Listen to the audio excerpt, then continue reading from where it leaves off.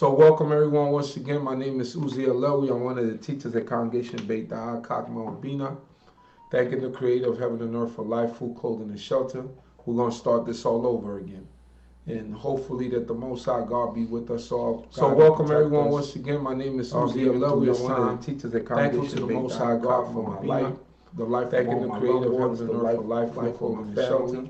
We're going to start this all over my yellow dean, and hopefully that the Most High God be with us all. So welcome everyone once again. My name is Uzi Alewi. Shalom, shalom. Thankful to the Most High God for my life. May the Most High God continue to be with you all and protect you and bless you. I'm thankful to the Creator for my life. I'm thankful to the Creator for knowledge of self, for understanding that in these times, in these seasons, that our people are so in. May the Most High God continue to be with you all and protect you and bless you. I'm thankful to the Creator for my life. I'm thankful to the Creator for knowledge of self, for understanding that in these times.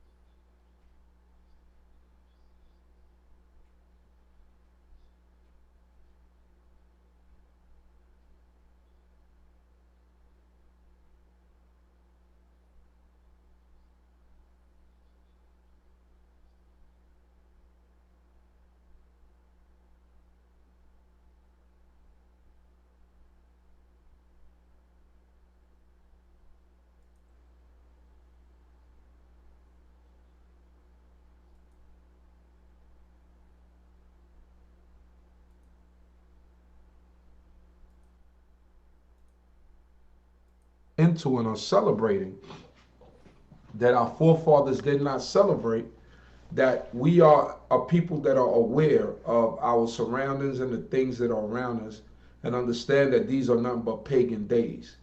Um, the time that the people just celebrated this past Tuesday was was the day that we call, or that's called Christmas, and now many people began to call it Xmas because they said it's not the day of Christ, or the so-called Christ from the New Testament, Jesus. They don't know when he was born. They don't understand the day that he was born. They don't. The New Testament doesn't point that out, but his birth comes from Roman tradition or from Roman paganism.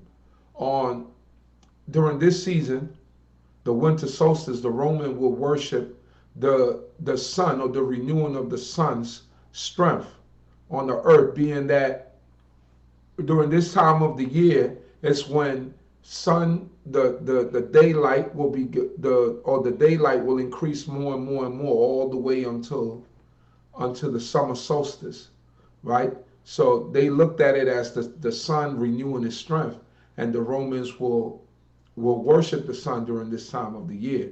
So Emperor Constantine, switching his religion from paganism to Christianity, he determined that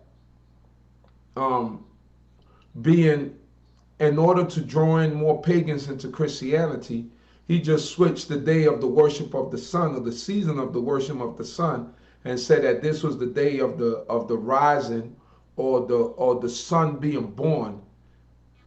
This being going from paganism, the physical sun, regaining more time during the day.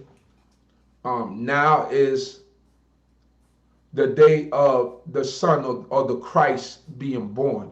And they just replaced the pagan custom and put it into the Christian custom. And that's how we get December 25th being the date of the birth of Jesus. But nowhere in the New Testament is it shown that Jesus was born on this day. So that's just for you to research, for you to see. You're not going to find that anywhere. So today we fall into that custom and into those traditions, and we celebrate it because we know no better. Our people fell into captivity, and the slave master gave us his way of thinking, gave us his way of living, and those are the things that we need to look into. All right, so We need to look into those things, and we need to understand what is it that's going on. The Christmas tree or the Yule log. The Christmas tree was a tradition in even in those ancient times where certain people will bring the evergreen into their homes, right? They were called evergreens because they stayed green no matter what time of the year it was. They will survive the winter and will still stay green.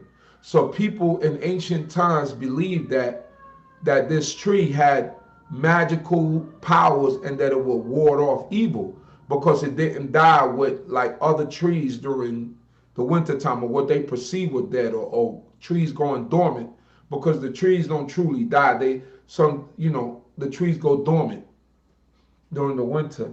And but a lot of these ancient societies taught that because this tree did not quote unquote die during the winter time or during the winter season, that they possess magical powers. So they will bring them into their homes and put them as decorations to ward off evil spirits, right? They'll put wreaths on their doors in order to stop evil spirits from coming into the homes, because these people were very superstitious. So this is where a lot of these traditions come from, and where a lot of these people um, um, way of thinking come from.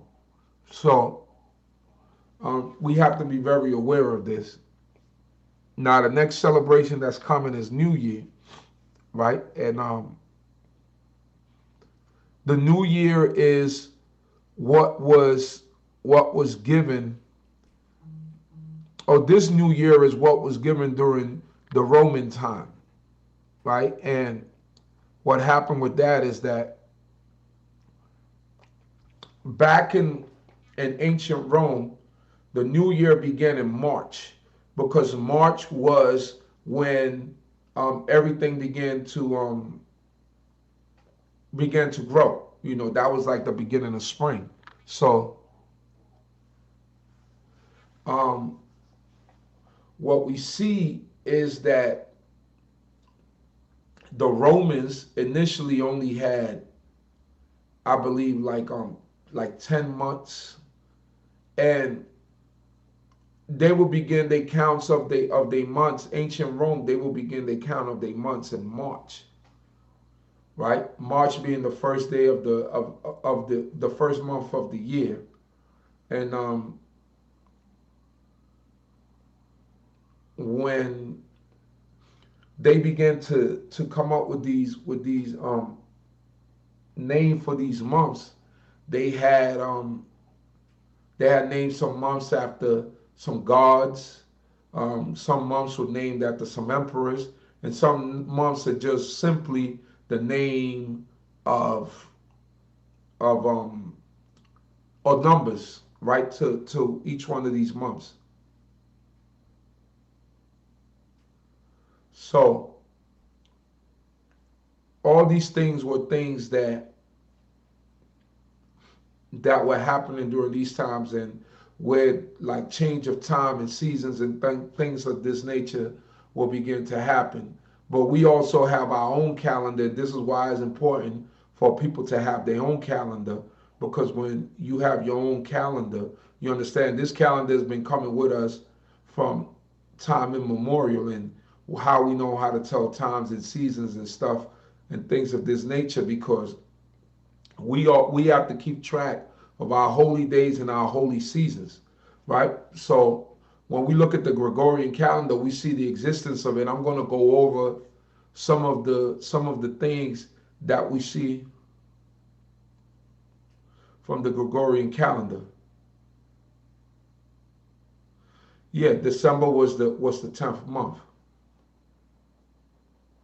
Yeah, they were added later in time because when the Romans went to a 12-month system, then certain months like September, right? September originally was the seventh month. Septum was the way that you said seven in the Roman alphabet, but today is the ninth month in the Gregorian calendar, right? October, right? October, you could, if you know Spanish, right? Um, would have been the eighth month, right? October. In Spanish, you say, to say eighth, you say octavo, right? So I could pick up on what is being said. October used to be the eighth month. Today, October is the 10th month, right? And when you get to November, like nueve, that's how you say nine in Spanish, right? But today, November is the 11th month in the Gregorian calendar. So certain months kept their names, although they didn't signify what they originally signified, and um, that's how we get a lot of the things that we. So I'm gonna go over. I have a slideshow. I believe I showed this before, but for the new people that might not know, um, for all of you that are commenting on the Zion Lex thing, we're gonna have a discussion on that on Yom Rishon on Sunday on my Uzi Alawi channel. I'm gonna interview him live so that everybody will be able to ask your questions and see exactly what is it that he's speaking about. Um, I'm not discussing that tonight, so that'll be for that day. Um, you could ask all your questions then. You could inbox me on my Facebook Messenger. You know, Uzi Alewi. You can leave your questions there, and we'll talk about that. But tonight we're going to go over the calendar and why it's important for us to have our own calendar with our own names on it, and so forth and so on. All right, so there we go. Let me see. I have to look into some things first. Let me open up this, open up my cell phone, make sure that everything is straight, and make sure that I'm seeing everything straight.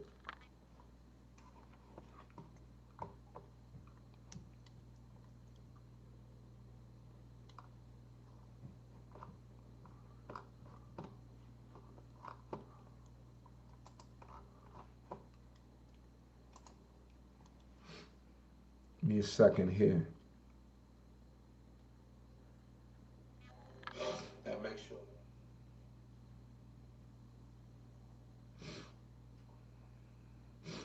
Give me one little second here. Okay. Give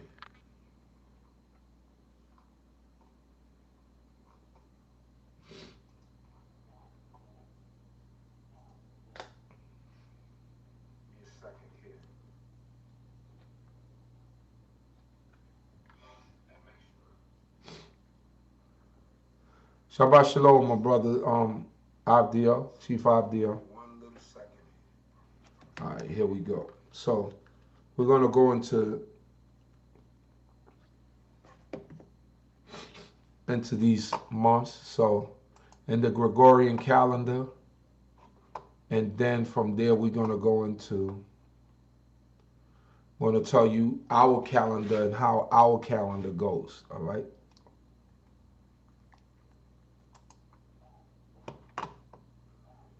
Hopefully you can see that. Let me know if you can see what I'm showing on the screen. Let me know if you can see what I'm showing on the screen at this moment. And I'm going to check it on the text. I'm looking on my phone. I know it's on a little delay, but I'm looking on my phone to make sure that everything is straight and that you can see it straight. Okay. I see it there. All right, that's great. So here we go. All right, you can still hear me, right?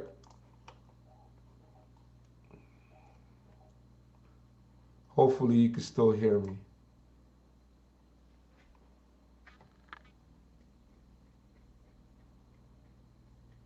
Great.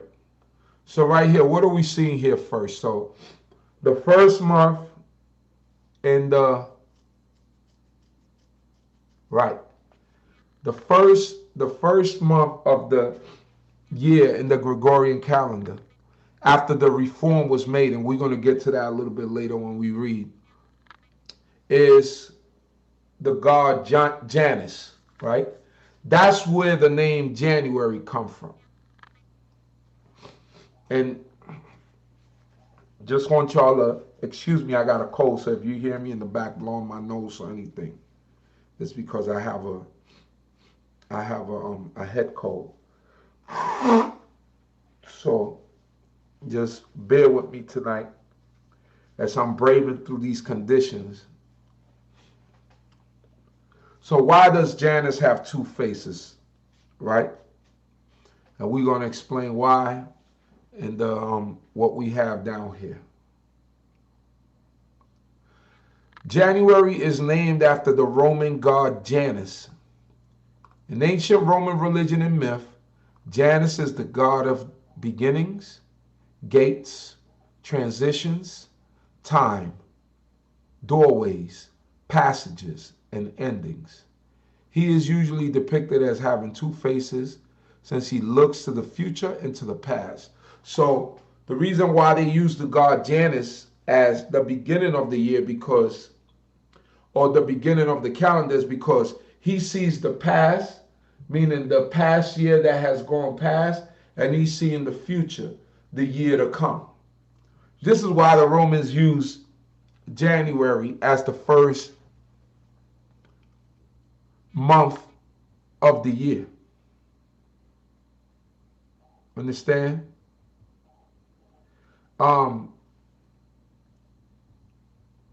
When we look at most ancient societies began their new year during the spring season. Thus, the Romans did that also. Eventually, they began to observe their new year during the dead of the winter. That's a little research for a little bit later as to why they did that. But they began to observe their New Year's in the dead of the winter. So this was something that they began to do. But our New Year, the Israelites' New Year, begins in Abib, right? So this is what they and that's what the Most High God said. This should be the beginning of months unto you. So just showing you where the origins of these names come from and what they're based upon and what exactly is the tradition of these people and what is it that they do. Let's go to the next month. The next month that we know as February, right? February. So now excuse the red marks underneath here because I didn't spell check these things and made them into whatever. So you might see quite a few of these things, but never mind that. The Roman month Februarius was named after the Latin term februm, which means purification, via the purification ritual Februa, held on February 15th, full moon, in the old lunar Roman calendar. A Roman month, Februarius of Februa, whence the English February derives, is named for the Februaccio festival, which occurred on the 13th to 15th days of this Roman month. A latter Roman god, Februus, personified both the month and also purification, and is named for them. Thus, the month is named for the festival and not for the god.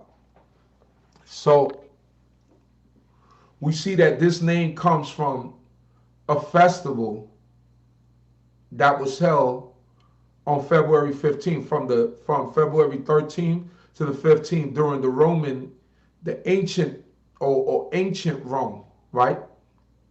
In the old lunar Roman calendar, but it is also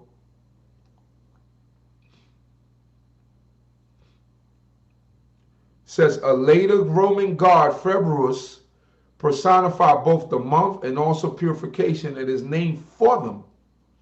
Thus, the month is named for the festival and not for the god. So, the name of the month is named for the festival, not for the god. The god came after, right?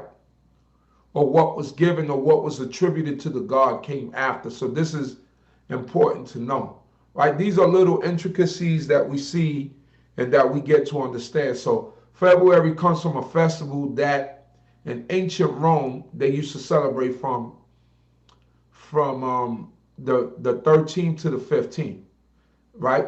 Purification, purifying yourself and so forth. So not much different than during the Lent period, which is also in February, right? Where Christians abstain from eating meat and abstain from doing certain things on what they call Fat Tuesday, what we know as Fat Tuesday, carnival season in many parts of the Caribbean islands and in Central America. And then the day after is Ash Wednesday, and for 40 days in Catholic tradition, for 40 days you go through the Lent period, and on Good Friday or the Sunday before Good Friday is when the Lent period, or on Palm Sunday, I believe, is when the Lent period ends, and then you go back to eating meat or doing whatever it is that you do, or on Good Friday. I'm confused about it right now. I gotta get my stuff sharpened up as to when the Lent period ends. So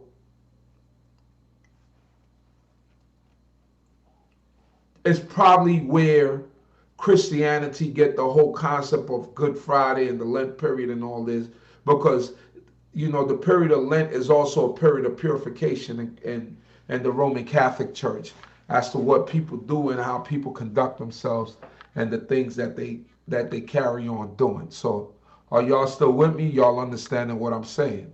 Just trying to bring you some knowledge of things that you might have not known, where the origins of some of these things come from and why it's so important for us to have our own. All right? So hopefully you understand what I'm trying to say.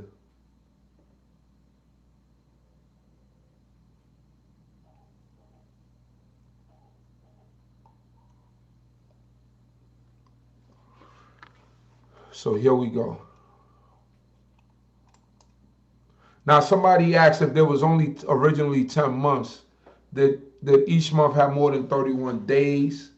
And was there a longer 24-hour period? That's a good question, and that's something that I need to research, right? Um, Research more into and understand what is it that they did. Um, I believe, if I'm not mistaken, I don't think every month had 31 days, but I think it was more of something like at the end of what they consider the end of the year, which would have been October, when it began to get cold, they just looked at it as somewhat of a dead period. Um, I could be mistaken, but that's what it comes across as. Like they might have looked at it like as a dead period. Like it didn't make any sense to count. Now they had to keep track of things because they had to know when this month came about, because this was the beginning originally of months for them. March, the what we have up here. So the origins of the name March and what they put as the third month in the Gregorian calendar, the name of March comes from the Latin Martius, the first month of the earliest Roman calendar. It was named for Mars, the Roman god of war, who was also regarded as a guardian of agriculture and an ancestor of the Roman people through his sons Romulus and Remus, right? So it is believed that the Roman people come from Mars, right? Through his son Romulus and Remus, but we know this is mythology. This is what people come up with These are myths that people come up with, and we just have to be aware of that this is mythology, right? This is Roman mythology. His month, Martius, was the beginning of the season for both farming and warfare. Why was it the beginning of the season for farming? Is because it's the time when things began to bud forth, and for warfare because the the treachery of the winter was already past them. You know, if they had snow on the ground or whatever, this stuff will begin to melt. And this is when kings or emperors will begin to make their campaigns against other nations because you didn't want to be warring during during the winter time. You know, it was just asinine. When Napoleon Bonaparte tried to go into Russia, he tried to go in the dead of the winter, and he couldn't even get across to Russia because he lost like half of his troops that was dying of starvation and stuff. So a lot of times wars are not made in the winter because of of the conditions that you would have to endure in the winter in order to fight a war, right? Today there's a lot more technology. Back then there wasn't that much technology. It was just manpower, animal power, and that's what it was. So it says here, his month, Martius, was the beginning of the season for both farming and warfare, and the festivals held in his honor during the month were mirrored by others in October, when the season for these activities came to a close, right? Like I said, October was the 10th month, and that was the ending of the year when they just had a 10-month calendar system. Martius remained the first month of the Roman calendar year, perhaps as late as 153 BCE, right? So it was the first month as late as 153 BCE, and several religious observances in the first half of the month were originally New Year's celebrations. Even in late antiquity, Roman mosaics picturing the month sometimes still placed March 1st. So in some mosaic, where they got these pictures or whatever, they still place March as the first month of the year in the Roman calendar. So we understand that the name March comes from the god Mars, is the god of agriculture and of war, right? Farming and of warfare, and the Roman pantheon of gods. So there's good knowledge to have, understanding things that we could become familiar with, so that we don't be out of the loop. I think it's important for us, and some of you might not see it, or this might be like boring stuff to you, or you might know it already, but this is for the new people.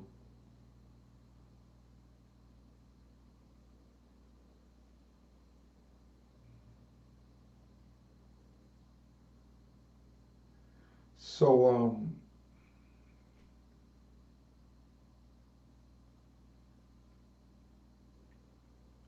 hopefully everyone is still with me. Everyone is still understanding what I'm trying to bring forth. So this is just information for us to be aware, and for us to understand what it is that's happening around us. So the next month is April. So I have two statues here, one of Venus, one of Aphrodite, right? So, and I'll explain it why. The Romans gave this month the Latin name Aprilis, but the derivation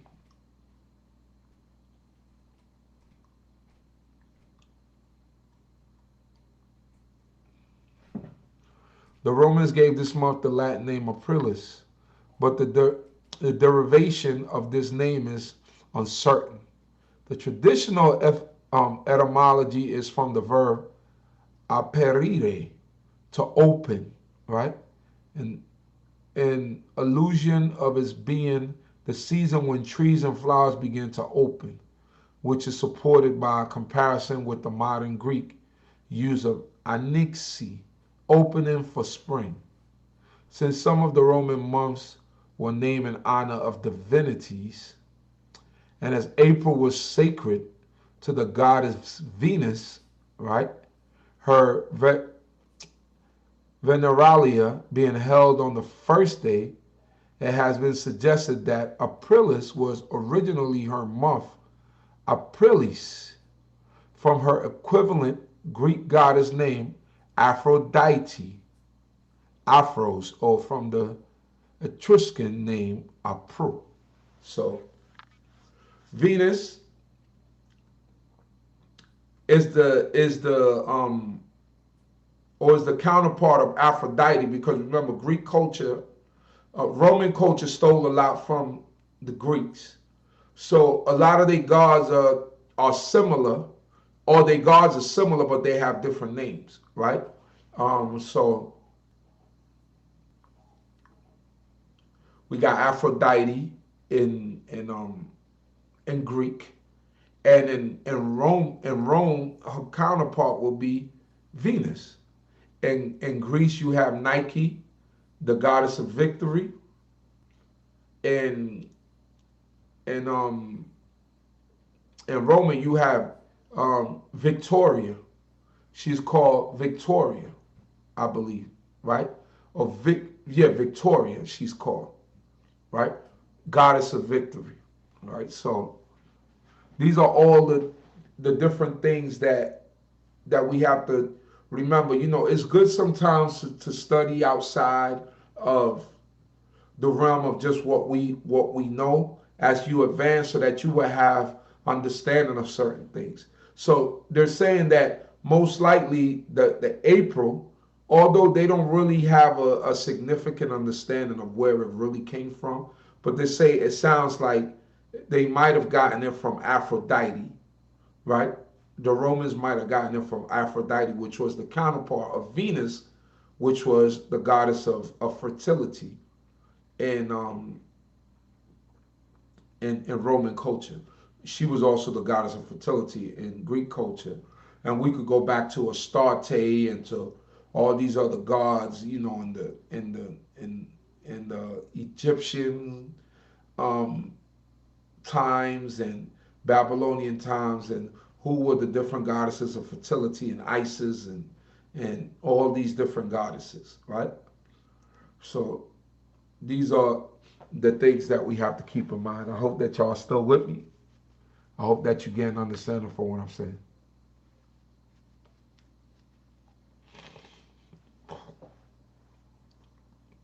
Let's see here. May. The month May was named for the Greek goddess Maya, who was identified with the Roman era goddess of fertility, Bonadia, whose festival was held in May.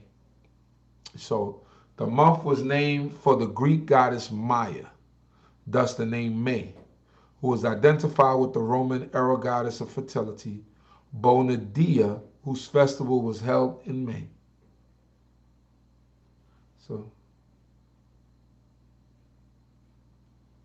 So that's where we get the month May from. That's simple explanation. Now we go to June. The Latin name for June is Junius. Ovid offers multiple etymologies for the name in the Fasti, a poem about the Roman calendar.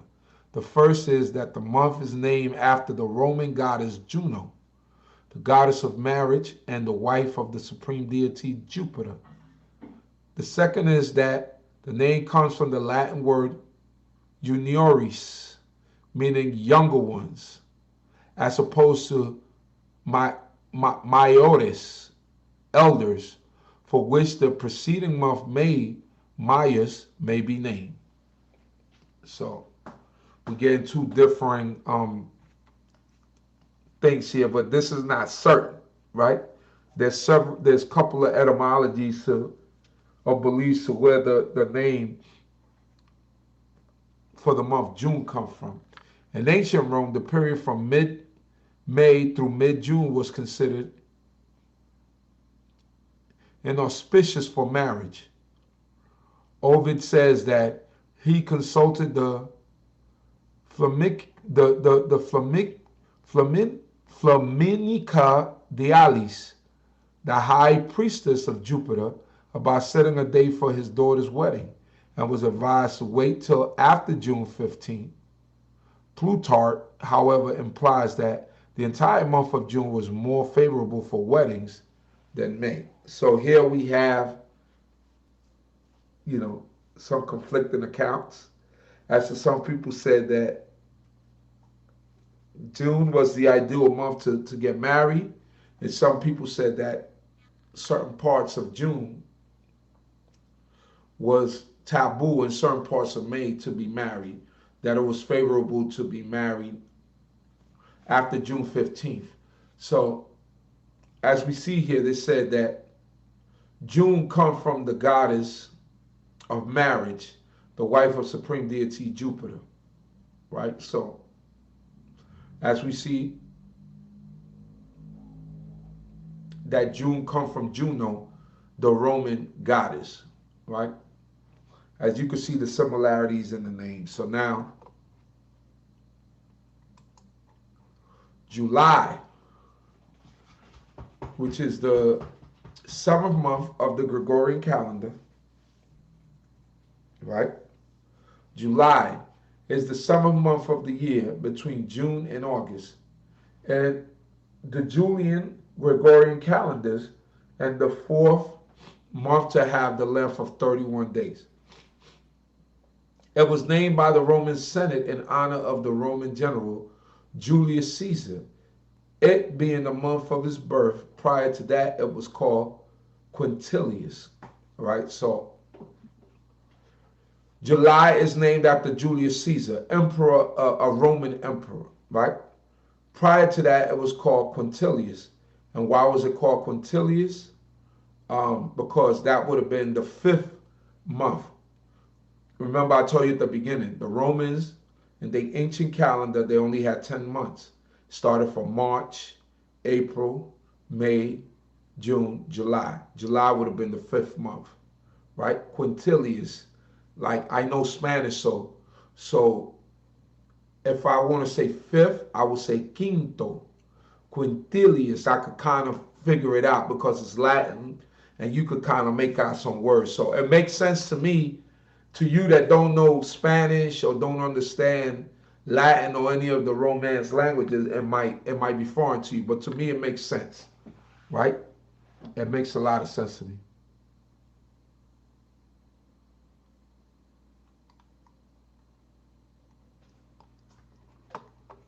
So here we go.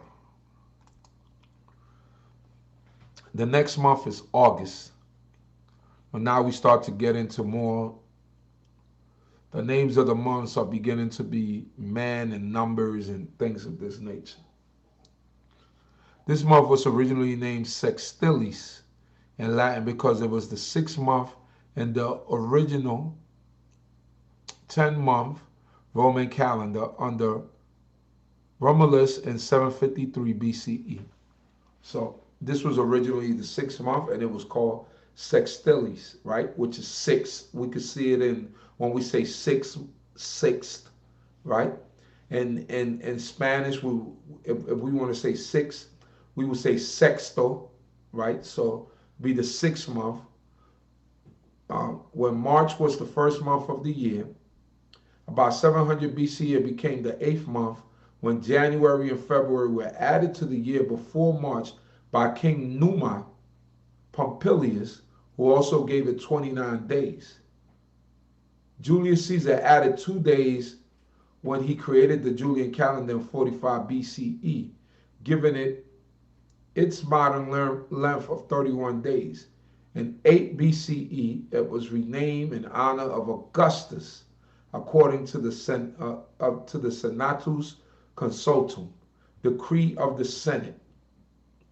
Quoted by Microbius, he chose this month because it was the time of several of his great triumphs, including the conquest of Egypt. So the month basically was named after Caesar Augustus, an emperor in Rome. All right? That's what it was named after.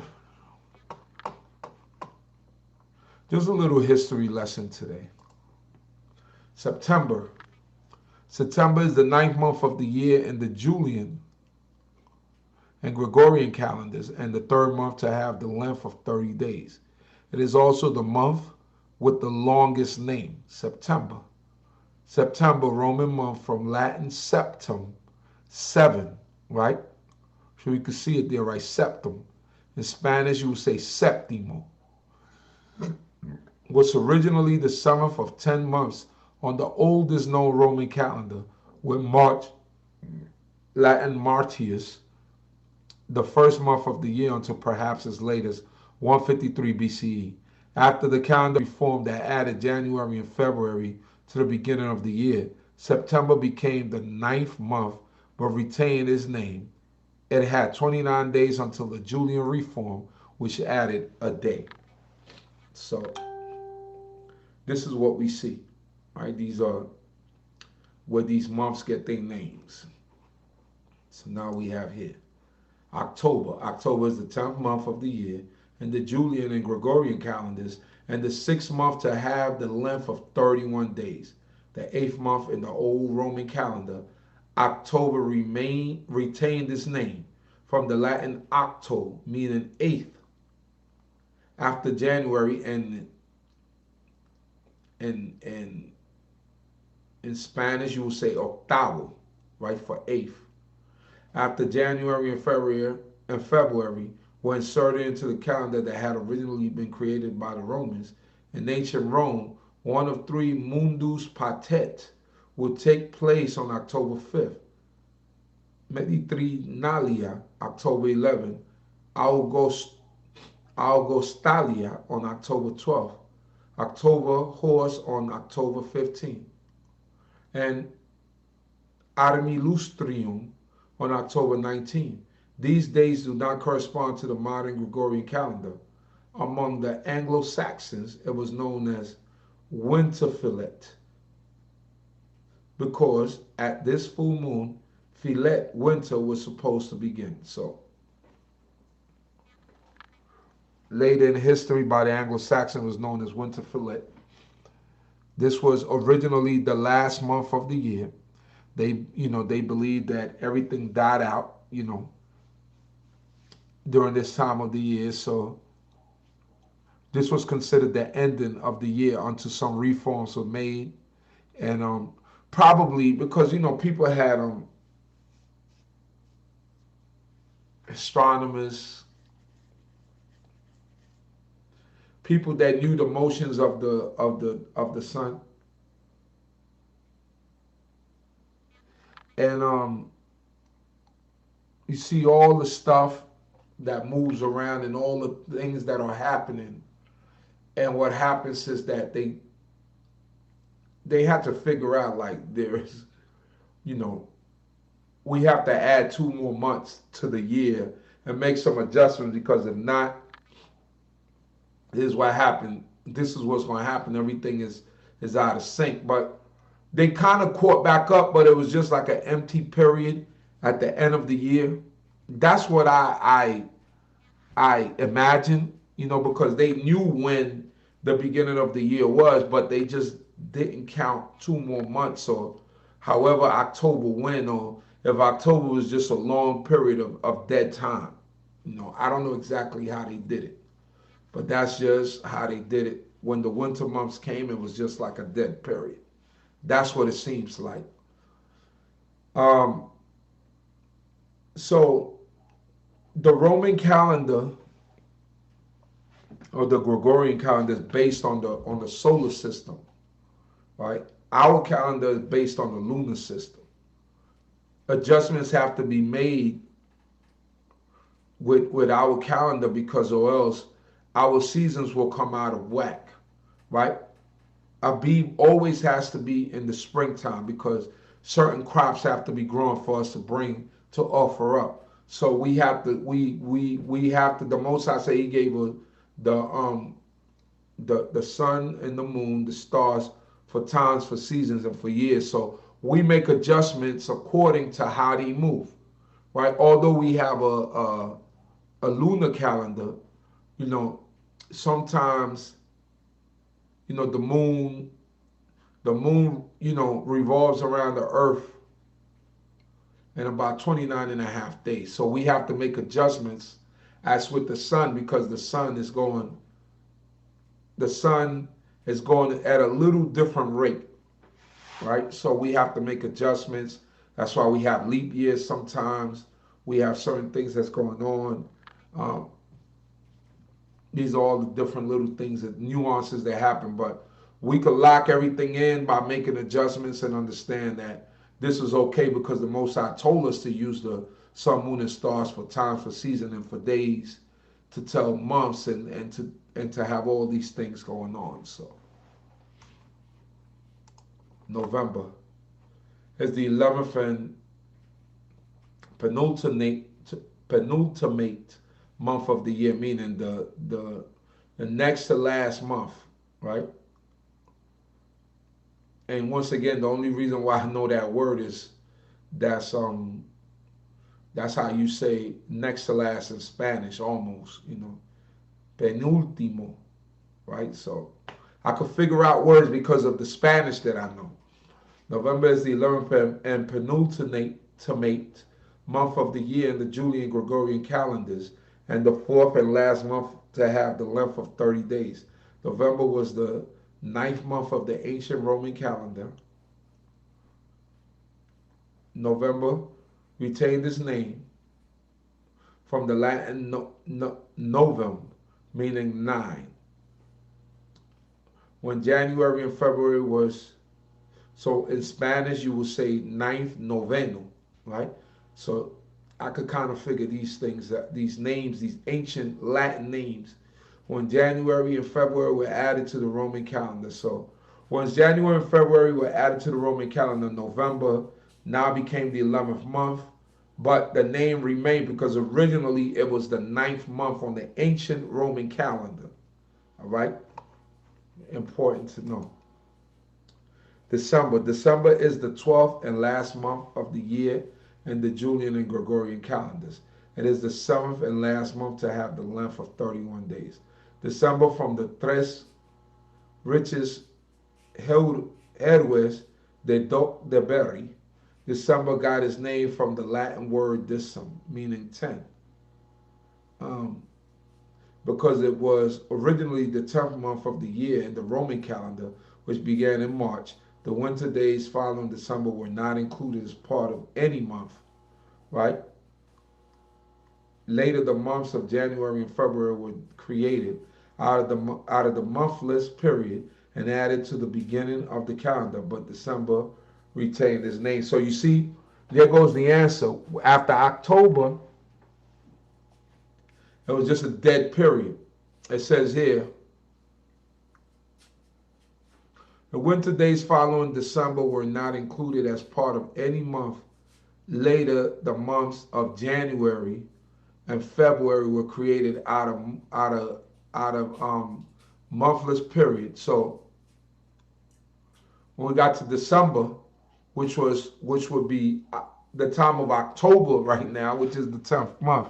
I think I kind of confused it a little bit earlier, but December will be the last month, right? Which will be during the period of time that we know as October today. Period of time after that, they would just be looked at as a dead period, right? They were not included as part of any months. It's just a dead period. In ancient Rome, one of the four Agonalia, this day is Anno Sol Indigus, was held on December 11th, as was Septimontium. Dies Natalis was held on the temple of Tellus on December 13th. Consualia was held on December 15th. Saturnalia was held on December 17th to 23rd. Opiconcivia held on December 19th. Devalia on December 21st. Larentalia on December 23rd. And the Dies Natalis of Sol Invictus was held on December 25th. These days do not correspond to the modern Gregorian calendar. So, and that's where the Dies Natalis of Sol Invictus, the day of the conquering sun, That's where the whole, and during the whole winter solstice, this is around the winter solstice. Um, that's where the whole concept of Jesus being born on December 25th came from, because they believe that this was the day of the, or this was the time of the season when the sun renewed its strength. Because remember, when the winter solstice come, which is December 21st, right? And that's why I said during that season, December 21st, you have about 3 to 4 days that remain the same, meaning that they have the same length of day. They stay at the same strength, right? And then when you get to like December 24th, 25th, then the days begin to get longer by a minute every day. If you check even on, if you go on Google and you see um, what time the sun went down today, and what time it goes down tomorrow, and what time it begins to go down every day of the week next week, it will add a minute to every day. It will add a minute to every day from now on. So the days will begin to be longer and longer and longer and longer. This is what will begin to happen.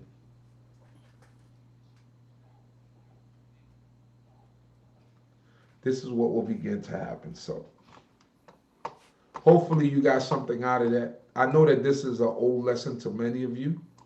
Um, it's okay. Sometimes we have to refresh the lessons. Um, Hopefully you got something out of the lesson. And it's about edification. It's about edification.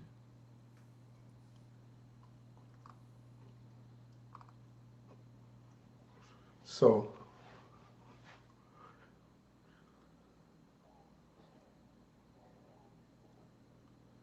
so